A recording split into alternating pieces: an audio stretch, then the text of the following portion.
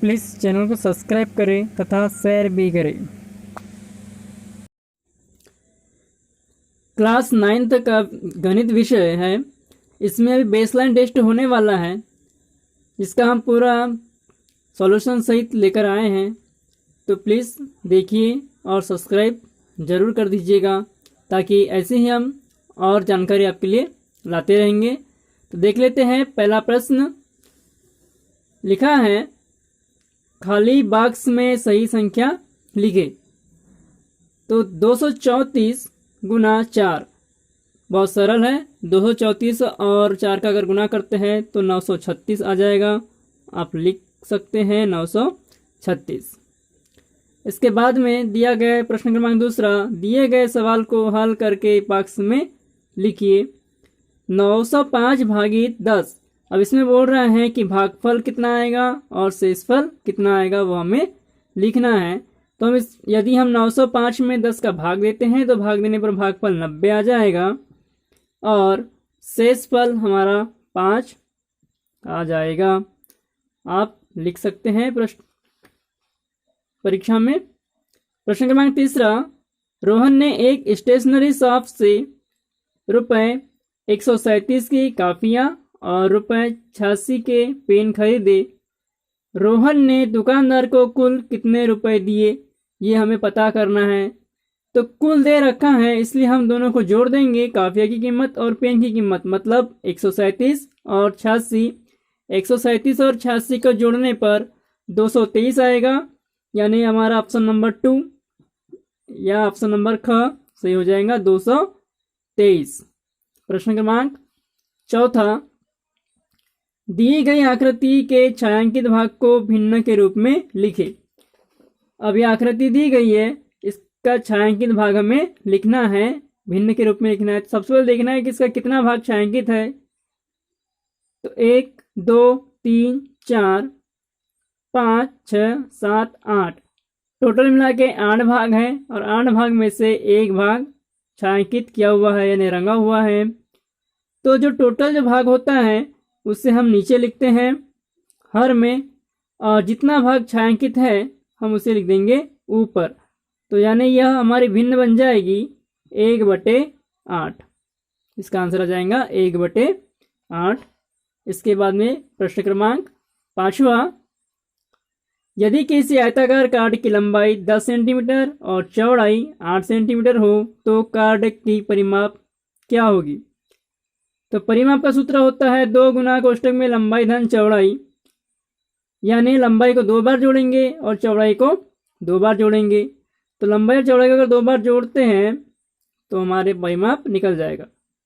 तो 10 को अगर 2 बार जोड़ेंगे तो 20 हो जाएगा, और 8 को 2 बार जोड़ेंगे तो 16 हो जाएगा। 20 और 16 हमारा 36 हो जाता है, यानी ऑप्शन ग जो 36 है वो हमारा आंसर हो जाएगा। इसके बाद में 6वां प्रश्न, रेनू अपने 6 दोस्तों के साथ गोलगप्पे खाने गई। दुकानदार ने उन्हें कुल 72 गोलगप्पे खिलाए। अगर सबने बराबर बराबर खाए तो बताए प्रत्येक साथी ने कितने कितने गोलगप्पे खाए। तो गोलगप्पे की संख्या 72 है और दोस्तों की संख्या 6 है, तो हम 72 में 6 का भाग कर देंगे। तो 72 में 6 का भाग करने पर कितना प्राप्त हो जाएगा हमें, 12 छक 72। तो सीधी सी बात है, प्रत्येक को 12 गोलगप्पे मिलेंगे। इसका आंसर हो जाएगा 12। आप लिख सकते हैं। इसके बाद में 7वां प्रश्न, संख्या 4075 में एक संख्या जोड़ने पर 9240 प्राप्त होता है, वह संख्या है। यदि कोई भी संख्या दी हो ऐसी कितना प्राप्त हो जाएगा, तो क्या करना है, जो संख्या प्राप्त होती है उसमें से जिस संख्या में जोड़ना होता है उस संख्या को हम घटा देंगे। यानी 9240 में 4075 को घटाएंगे तो घटाने पर हमारा आंसर आ जाता है 5165, यानी ऑप्शन क्रमांक ग यह हमारे प्रश्न का उत्तर हो जाएगा। अब देखते हैं प्रश्न क्रमांक 8, खाली बॉक्स में उचित संख्या लिखकर दिए गए भिन्न का समतुल्य भिन्न लिखें। यह दिया है 4/40 बराबर 2 जो खाली डिब्बा दिया है, खाली बॉक्स दिया है, इसमें भरना है। तो यहाँ देखिए 4 है और यहाँ पर 2 है, यानी इसका आधा हो रहा है। तो हम जो 40 है इसका भी आधा कर देंगे। 40 का आधा करेंगे तो 20 आ जाएगा और ये हमारा उत्तर हो जाएगा। यहाँ से दूसरे प्रकार समझ सकते हैं। हमने 4 को 2 से भाग दिए हैं, डिवाइड करे हैं, तो 2 दूनी 4 2 बार में आए हैं। तो 40 को भी 2 से डिवाइड करेंगे तो 20 आ जाएगा। इसके बाद में प्रश्न क्रमांक 9, एक लाइब्रेरी में कुल 158 अलमारियां हैं। यदि एक अलमारी में 25 किताबें रखी जाए तो सभी अलमारी में कुल कितने किताबें रखी जा सकती है। तो एक में दिया है 25 किताब रखेंगे और टोटल अलमारी 158 है, तो हमें गुना करना होगा। 25 का गुना कर देंगे हम 158 में। अब गुना करने पर हमें प्राप्त हो जाएगा 3950। हम यहाँ लिख देंगे 3950। अब गुना करके देख लीजिएगा तो आपको समझ में आ जाएगा कितना आ रहा है। अगर हम ऐसे गुना करेंगे 25 8 कितना हो जाता है हमारा 200। 200 की 0 हासिल का 20, 25 5 125 और 20 जोड़ेंगे तो 145। 145 की 5 हासिल का 14 हो जाएगा। 25 का 25, 25 और 14 39 हो जाता है, यानी 3950। यह इसका उत्तर आ जाएगा, यानी 3950 अलमारी किताबें रखी जा सकती है। अब इसके बाद में दिया है प्रश्न क्रमांक 10, दी गई आकृति में 1/4 भाग को रेखांकित कीजिए। यानी इसे रंगना है। एक देखिए यहाँ 1 2 3 4 टोटल मिला के 4 भाग दिया है और 4 में से ऊपर जो दिया है 1, तो यानी 1 भाग को रंगना है। तो हम आंसर में 1 भाग को रंग देंगे। आप ऐसा कर दीजिए इसे, तो यह हमारा उत्तर सही हो जाएगा। क्योंकि जितना रंगा वाला भाग है, जो भी पूछ रहा है जिसके बारे में, वो हमेशा अंश में रहती है और टोटल जो डिब्बों की संख्या है वह हमेशा हर में रहती है। तो यहाँ ध्यान रखोगे तो आपको कोई भी इस प्रकार का क्वेश्चन होगा आराम से बना सकते हो। देखिए 4 भाग में से हमने 1 भाग को रंग दिया है, यानी 1/4 हिस्सा रेखांकित हो चुका है। इसके बाद में प्रश्न क्रमांक 11 देखते हैं। यदि 4 पेन की कीमत 36 रुपए है तो 1 पेन की कीमत कितनी होगी। तो ज़्यादा का दिया है और 1 का पूछा है, तो जब ऐसी कंडीशन हो तो हम भाग करते हैं। 36 में 4 का भाग कर देंगे तो भाग करने पर 9 आएगा, क्योंकि 4 9 36। तो इसका आंसर हो जाएगा 9 रुपये। आप करके देख लीजिएगा, भाग कीजिएगा तो बराबर आंसर आ जाएगा। या आप ऐसा लिख सकते हैं 36 भागित 4 करेंगे तो बराबर 9 रुपये आ जाएगा। आप ऐसा लिख दीजिए। इसके बाद में प्रश्न क्रमांक 12, दिए गए बॉक्स में जो चिन्ह दिया गया है इनका निशान लगाना है कि कौन सा आएगा। 55/100 खाली डिब्बा दिया है, बॉक्स दिया है। इसके बाद में 56/100। देखिए हर समान है और हर समान होने पर जिसका अंश बड़ा होता है वह भिन्न बड़ी होती है। तो यह 55 से 56 बड़ा है तो यह भिन्न बड़ी है, यानी जो पहली वाली जो भिन्न है वह छोटी है, तो इसमें छोटा का चिन्ह लगा देंगे, यानी ये वाला चिन्ह लगा देंगे।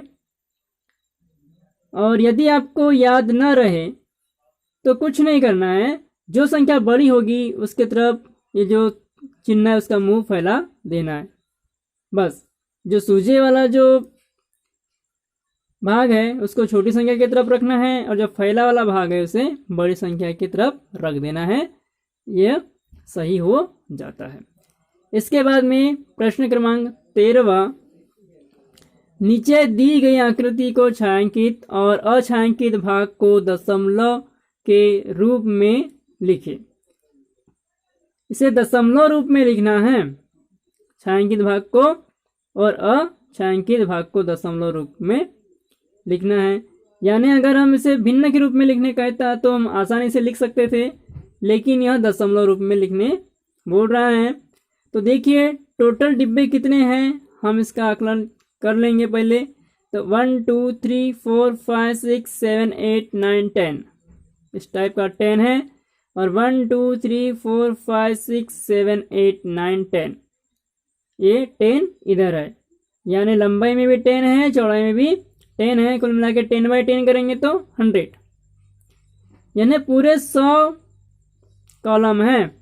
अब 100 कॉलम है, उसमें से देखिएगा कि कितने छायांकित है।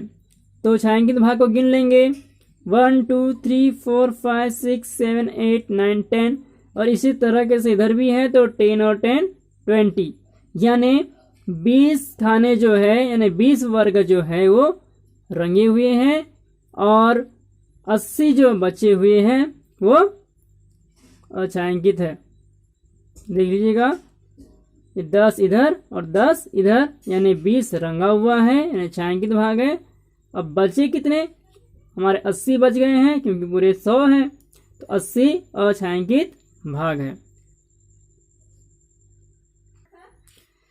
इसके बाद में देख लीजिए, हमने लिख दिया है एक छायांकित भाग है जो 20/100, क्योंकि यहाँ पे 20 भाग छायांकित है और टोटल 100 है। तो जब 20 भाग छायांकित है तो हम इसे 20/100 लिख देंगे, लेकिन दशमलव के रूप में लिखना है। तो जब हमें दशमलव के रूप में लिखना है तो इसे भाग दे देंगे, 20 में हम 100 का भाग देंगे तो एक जीरो एक संख्या जाएंगे, दूसरे जीरो की दूसरी संख्या जाएंगे, और एक का जाएंगे दशमलव, यानी हम इसे ऐसा लिख सकते हैं 0.20, यह दशमलव रूप में हो गया।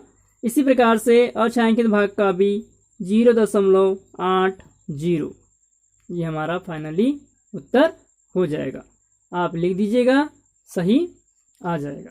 इसके बाद में प्रश्न क्रमांक 14वां देख लीजिए।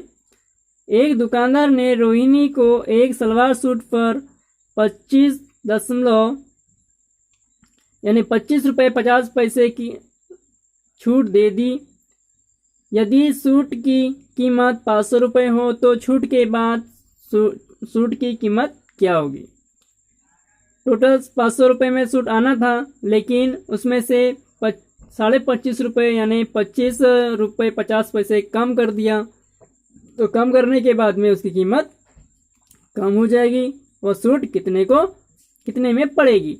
तो क्या करेंगे हम, 500 में से 25.50 को माइनस कर देंगे, घटा देंगे। तो घटाने के बाद में आ जाएगा हमारा 474.50, यानी ऑप्शन नंबर ख इसका उत्तर सही आ जाएगा।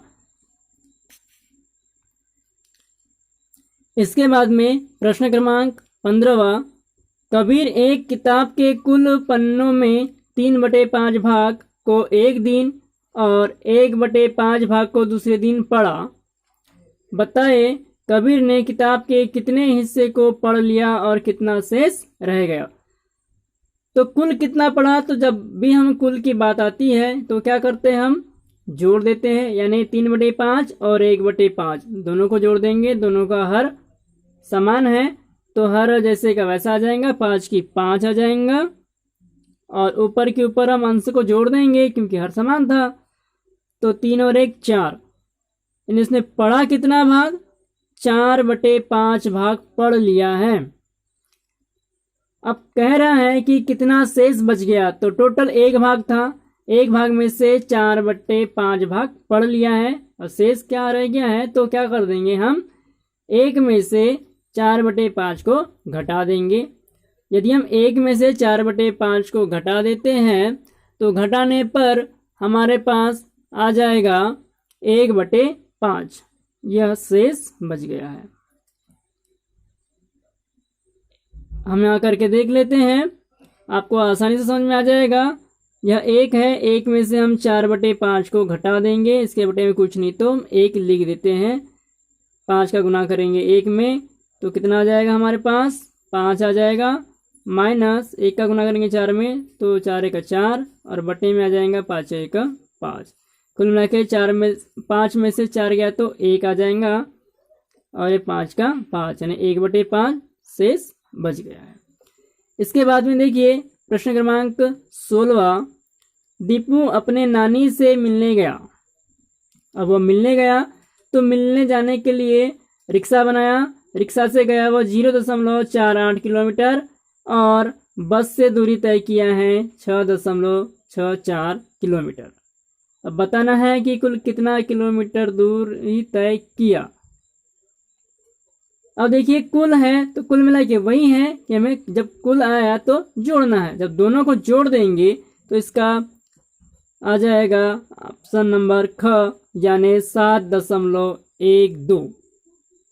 यह इसका उत्तर हो जाएगा। इतना किलोमीटर यानी 7.212 किलोमीटर तय किया है। इसके बाद में 17वां क्वेश्चन, दी गई आकृति का परिमाप बताएं। और यह हमें आकृति दे दी है, इसका परिमाप हमें बताना है। तो जब भी परिमाप आते हैं तो परिमाप को कैसे गिना जाता है, उसकी बाहर बाउंड्री से गिना जाता है। मतलब हम यहाँ क्योंकि पूरी इकाई 1 है, प्रत्येक डिब्बे की इकाई कितनी है, 1 की है, तो जब यह 1 है तो यह भी 1 होगा और यह भी 1 होगा, यह भी 1 होगा, यह भी 1 हो जाएगा और यह भी 1 होगा।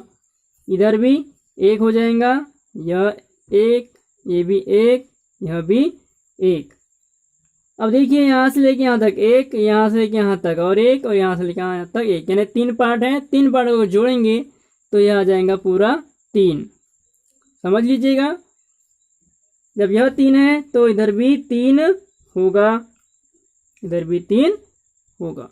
देख लीजिए अब क्या करते हैं, परिमाप को बाहर की यानी परिसीमाओं को जोड़ते हैं और परिसीमाओं को जोड़ने के बाद ही परिमाप निकलता है। हम यहाँ से स्टार्ट कर लेते हैं, ध्यान दीजिएगा, हमें यहाँ से स्टार्ट करना है।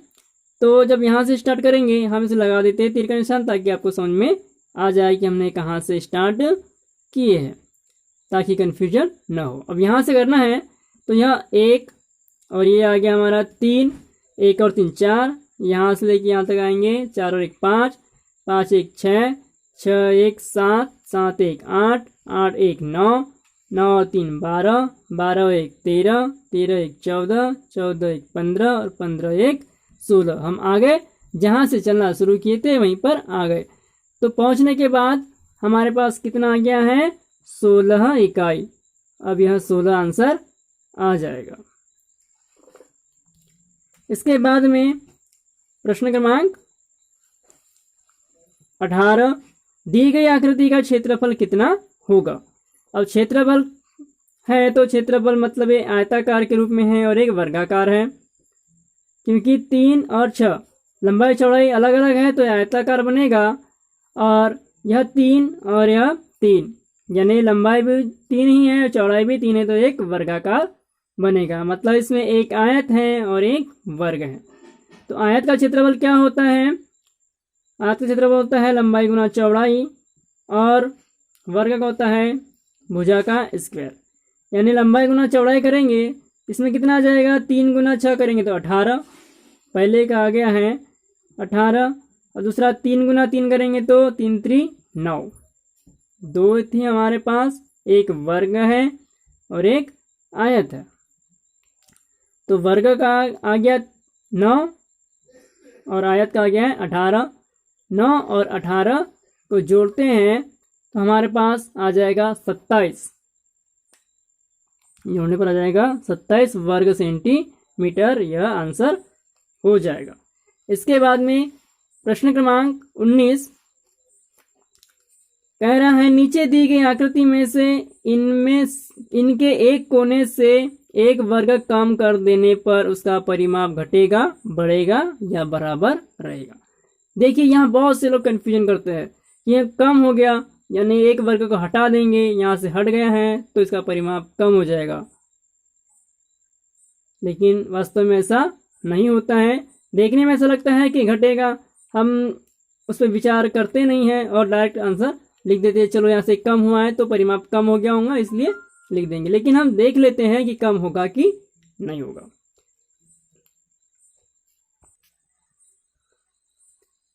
देखिए अभी इन चित्र को ध्यान से देखिए, यहां से लेके यहां तक ये तो यदि हम वर्ग कम नहीं करते तो परिमाप बराबर आता, क्योंकि परिसीमा को जोड़ते हैं। पहले एक क्वेश्चन आ चुका है, तो वर्ग जब परिमाप निकालना हो तो उसके परिसीमा को जोड़ते हैं। यानी यहां से शुरू करेंगे तो यहां तक, यहां शुरू करना है तो यहां तक, और यहां से यहां तक, और यहां से यहां तक, यह एक परिमाप होगा। अब देखिए अब यहां से हम इस आकृति में चलते हैं। ये जो भुजा है ये समान है, यह भी समान है, इसमें कोई परिवर्तन नहीं हुआ है। यहां से लेके यहां तक यह भी समान, लेकिन यहां से ये जो भाग है कम हो गया, क्योंकि हम यहां जब जोड़ेंगे परिसीमा तो ये वाला भाग जोड़ेंगे। देखिए क्या, ध्यान से देखिए, हमें यह भाग जोड़ते हैं और यह भाग जोड़ते हैं, ठीक है। क्योंकि जब इसका परिमाप निकालेंगे तो भाई पूरा गिनना पड़ेगा ना, यहाँ से यहाँ तक पूरा गिनेंगे और यहाँ से तक यहाँ भी पूरा गिनेंगे, लेकिन अगर इसमें ये वाला भाग नहीं है, देखिए ये इतना भाग यहाँ पर नहीं है, लेकिन परिमाप का परिसीमा जोड़ना पड़ता है। तो यहाँ इसकी परिसीमा यहाँ से लेके फिर इधर आ जाएगी, क्योंकि हम यहाँ से हम इधर नहीं जा रहे हैं, हम यहाँ से इधर जा रहे हैं, तो हम यहाँ से इधर जाएंगे। तो ये वाला जो भाग है, यह जो भुजा है, इसका माप इसके बराबर हो जाएगा, और ये वाली जो भुजा है इसका माप, क्योंकि इधर जाना था लेकिन ये इधर न जाते हुए इधर जाएगा, ये वाली हो गई। ये इधर न जाते हुए इधर गई, तो भुजा ये भी 1 इकाई की है और यह भी 1 इकाई की है, क्योंकि दोनों के बराबर है। तो ये इसका मान यह हो गया और इस भुजा का मान यह हो गया। मतलब कुल मिलाकर देखा जाए तो इसके परिमाप में कोई परिवर्तन नहीं होगा, यह क्या हो जाएगा, बराबर होगा। क्या रहेगा, ये बराबर रहेगा। एक बार समझ लेते हैं, क्योंकि हम इसमें परिमाप जोड़ेंगे तो ये यहाँ तक आएगा ना, लेकिन यह इधर ना जाते हुए ये मान इधर आ गया है, और जब ये वाला मान इधर आएगा लेकिन इधर ना जाते हुए, ऐसा ना जाते हुए ऐसे आ जाएगा। मतलब इसके परिसीमा में कोई परिवर्तन नहीं हुआ है, मान तो उतना ही है, भले ही 1 वर्ग कम हो गया हो, 1 वर्ग कम हो गया हो, लेकिन इसमें देखा जाए तो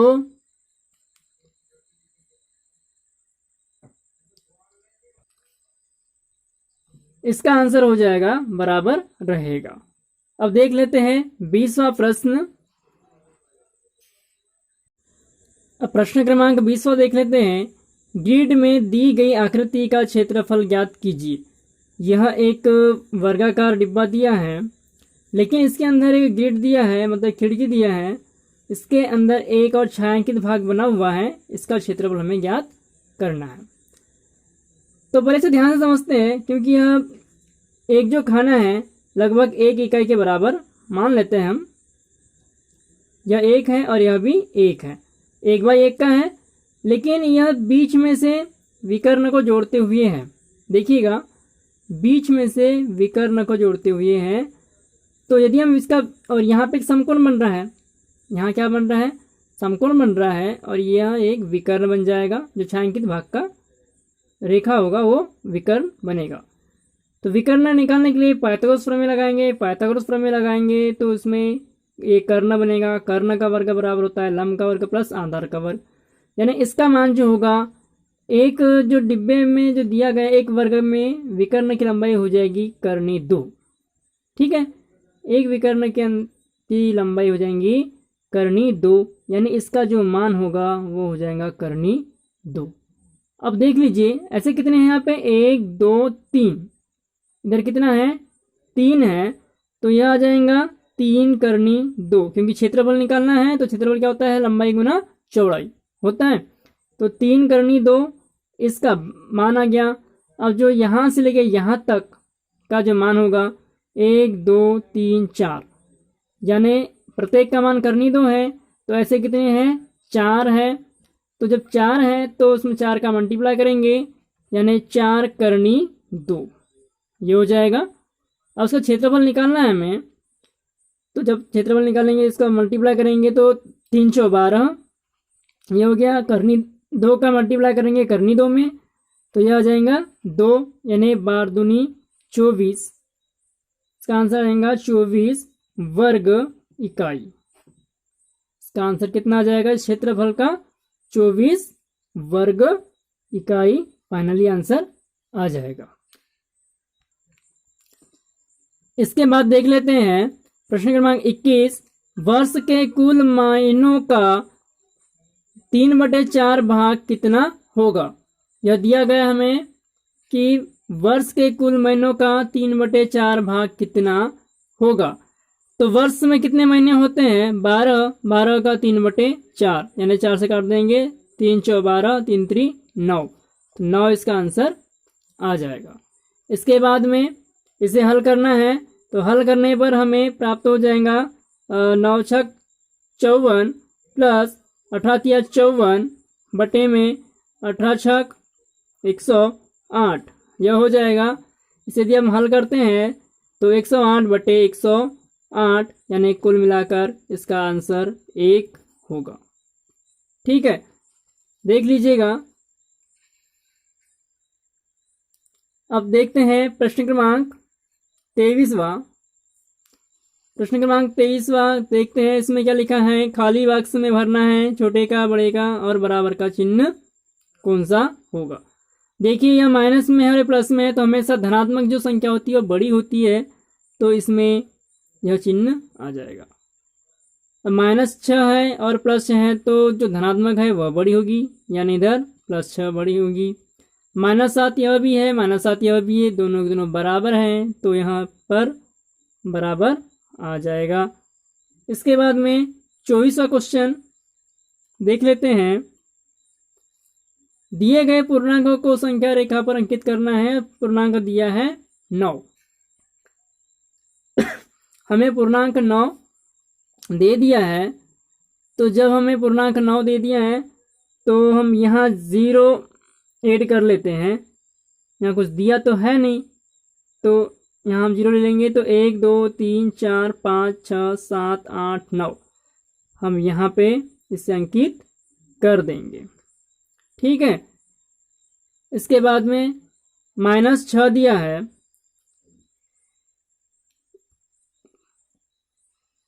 सॉरी यहाँ पे थोड़ा गलत हो गया है, इधर मान नहीं आएगा।